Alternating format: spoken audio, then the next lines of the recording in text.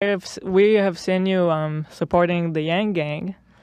I mean, look, Andrew Yang, I think, is so fantastic. He's like he's fresh air, right? Yeah, and it's like, I think people have said to me things along the lines of like, why are you supporting him? He doesn't stand a chance of He winning. does, though. Okay, my response to that is irrelevant. Like, true. I do think he stands a chance, but let's suppose he doesn't stand a chance. I still think it's worth elevating him because he's bringing such a brilliant perspective to things. Like I heard this breakdown of his universal basic income agenda. Dividend. And he calls it a freedom dividend. And I do think it's smart and I do support it. Me too. But beyond the financial implications of it, he tied it to about like human dignity. And the fact that like when you have nothing, you lack that dignity, you lack that compassion, you lack that understanding. And if everybody has just this bare minimum safety net, it will elevate kind of dignity, it will elevate the conversation, it will elevate.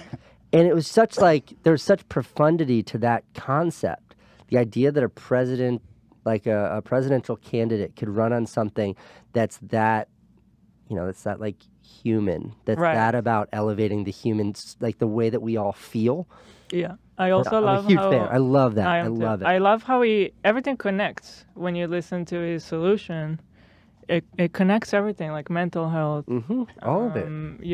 Love that guy. Careers changing. Just everything is a part of the picture. Yeah, it really, for me, first of all, he's definitely the dark horse. He's the only guy raising, dude. He's at like 8%. That shit. It's insane. That's insane. Now. And CNN and NBC they still don't show his face. They still don't mention him. You know why I love Yang? Even Bernie Sanders, who I'm a fan of now, almost looks... His approach looks almost dated because Andrew Yang is the only person who is looking actually into the future. These guys are trying to address these problems that we're facing now. But Andrew's next. Yeah. Andrew Yang is the only one who's saying in 50 years, in 20 years. But also, it's not even in 20 years. Right, a lot of it is already happening. He's right. We misclassify a lot of the problems we see in society. For example, this stuff we blame immigrants for. That's what he says. It's a robot problem, not an immigrant problem. Yeah. Right? And nobody else is even acknowledging that. Yeah. Plus his math hat. I love that. And plus, like, math is such a good, like, MAGA is pretty great. Like, Make America Great Again, I think, is one of the best campaign slogans ever. But Ronald Reagan created Make America Great Again. Yeah, that's old. Oh, really? It's old. That. That's like 30 years old. It's still amazing. He bit that from Reagan. He bit that. But so it's a vintage meme. Such a good one. But I think math might be even better. Make America think harder. It's so virtuous and amazing. Yeah, it is great. Yeah. I rock the math hat. A lot of people ask me. I got to get that math hat. I got to get it.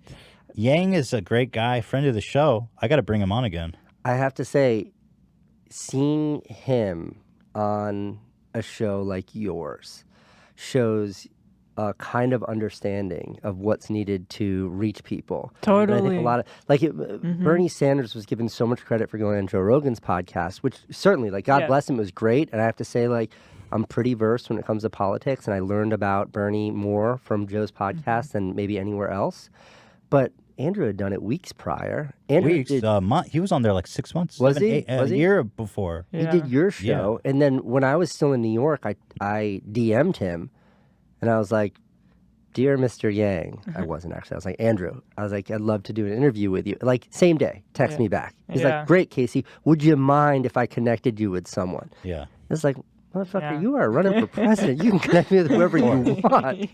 Like, just a G. And I think that really demonstrates not just an understanding of like how do you communicate with people, but like, I don't know what your demographic is, but I assume it's younger than CNN's, and how important it is to communicate directly with that audience as to where they are. He came here with this whole staff, and they're young people, and they're the kind of people who know who people like we are. So when I tweeted at him, I was like, "Hey, would you like to come on our podcast?"